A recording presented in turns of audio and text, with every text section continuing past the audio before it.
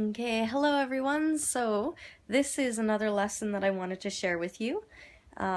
It is from Hi Friends 2. This is the grade 6 textbook for elementary. And the lesson today, or that I'm going to show you today, is lesson 8, What Do You Want to Be? And it is the last lesson in the whole textbook. So, what I did before showing this, because it's in March, I talked about St. Patrick's Day. Like, I had a PowerPoint presentation for about maybe 5 to 10 minutes just to show the students what St. Patrick's Day is about. And then when I wanted to start this, I have this warm-up game. Now, in some classes, I didn't do the warm-up game No, I apologize. I'm mixing my classes up because it's been a while since I taught this.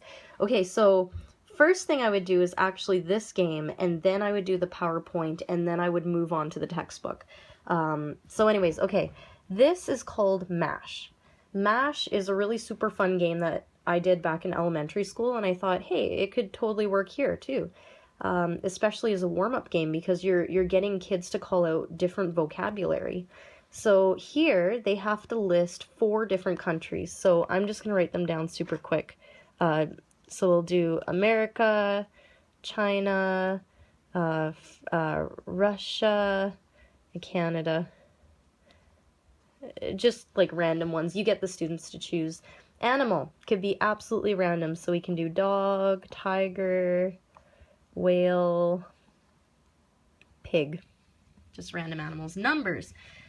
So any number, 0, 100, 1000, 2. And then job. So for job, because that's what the lesson is about for that day, I would just get the students to say the job in Japanese if they don't know it in English, and then the teacher would translate.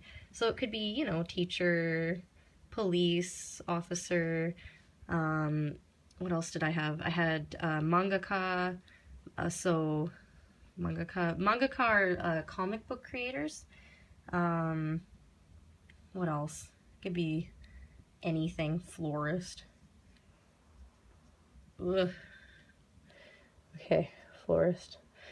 Okay, and then car. So it could be any car. Toyota, Benz, Mitsubishi, Honda. Like just random, could be Ferrari, could be anything. So anyways, this is where I do the fortune telling part. So what I tell kids is that this is a fortune telling game, and to get them to understand what fortune means, I say at a temple or a shrine, you can shake a box, a stick comes out, and then you can get a paper. And the paper says you will have super good luck, or you will have not good luck, or something like this. And by gesturing, the kids understand. And I've come to learn that the paper fortunes are called omikuji. So usually if the kids really look blank, I'll just say omikuji, fortune, and they'll be like, oh! So anyways, what I would do is I'd get the JTE, or the Japanese teacher, to stand looking away from the board, and I would say, I'm going to draw on the board, you tell me when to stop, basically. So I'd say start, and then the teacher would be like, stop. And I'd be like, okay, so then we count, 1, 2, 3, 4. So basically you're just counting how many lines you pass. So here, numbers, whoops. I'm like looking through my phone, so it's a little hard. And then after we get the number, so today's number is 4, I'd say, okay, the teacher can look now, so they can see the board. And then I would say, okay, let's start here. So we count 1, 2, 3, 4. 1, 2, 3, 4. 1, 2, 3, 4. 1, 2, 3, 4. 1, 2, 3, 4.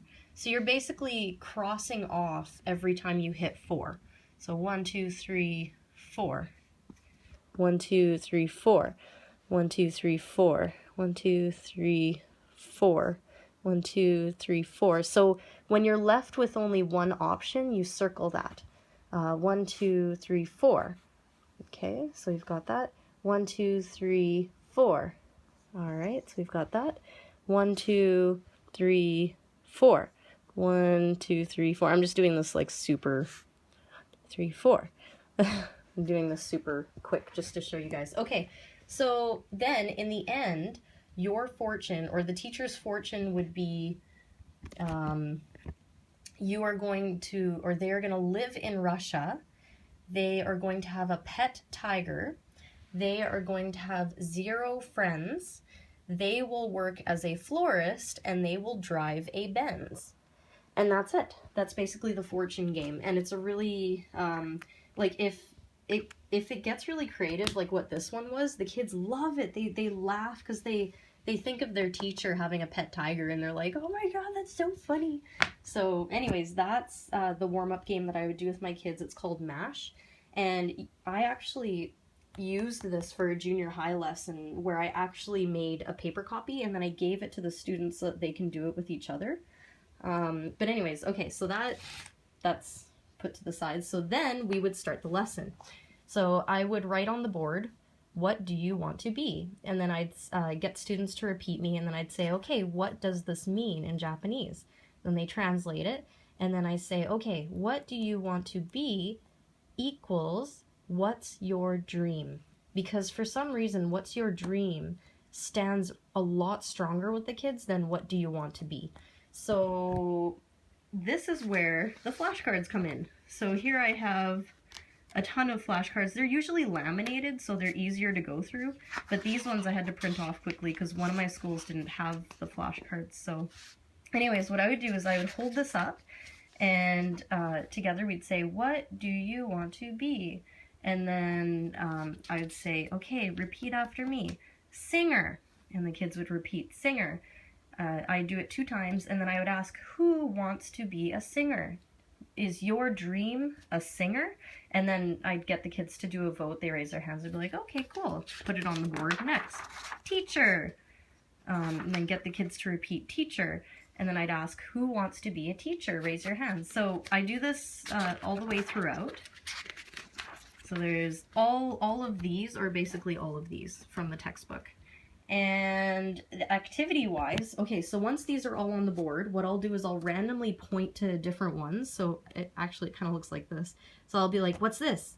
The kids will be like, vet. I'll be like, good, what's this? Kids will be like, singer. I'll be like, good, what's this? Dentist, good. What's this? Zookeeper, good. And like just continue going over them until I feel like they're comfortable. And once they are comfortable, this is where we play stereo noise game, or radio noise. I can't remember the proper name, but I found it off of Inglopedia.net.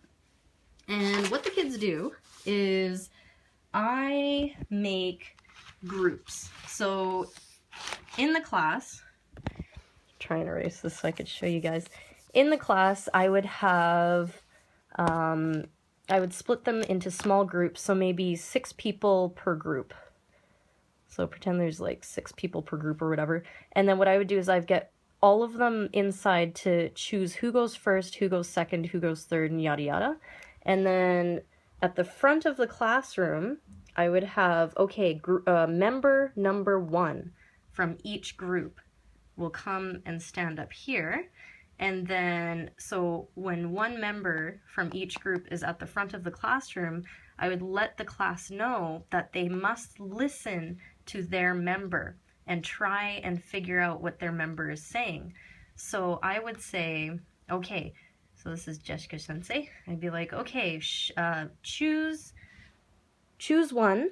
It's a secret. Choose one. So the kids would choose one word. So it could be, example, cook. And then, or this kid would say, or choose cook. This one would choose vet. This one would choose teacher. So each of them have their own. And then I would say, okay, together as a class, let's say, what do you want to be? So they would say that to these students. And then these students would all say what they want to be at the same time. And their group members have to listen to what they were saying. So I would say, okay, ready? 3, 2, 1.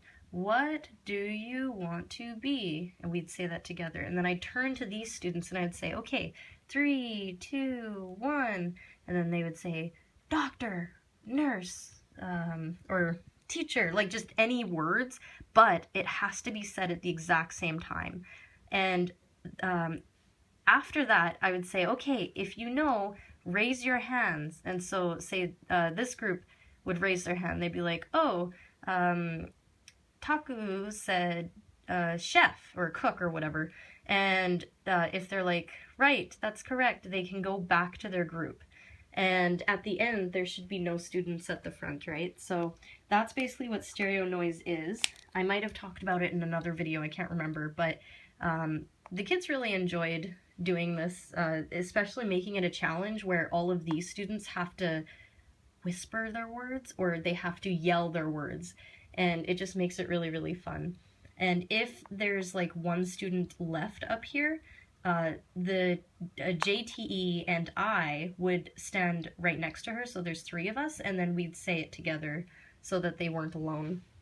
Yeah, and then once member number 1 was done, I would call out for member number 2. So number 2 from each group would come and stand and do the exact same thing. So we would say, what do you want to be? And then 3, 2, 1, blah, blah, blah, blah. And then they'd have to guess. And then just continue until everyone in the group has gone at least once. And usually by then, it was the end of the class. So, that's that lesson. Now, if you still have time with this lesson, there's another thing that you can do. You can get each member in the group to choose one word, and you could play the memory game.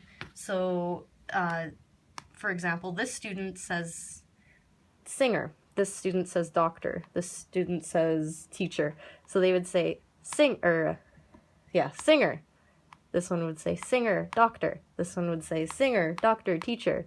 Singer, doctor, teacher, cook. Singer, doctor, teacher, cook, vet. So it's like the memory game, right? But in small groups.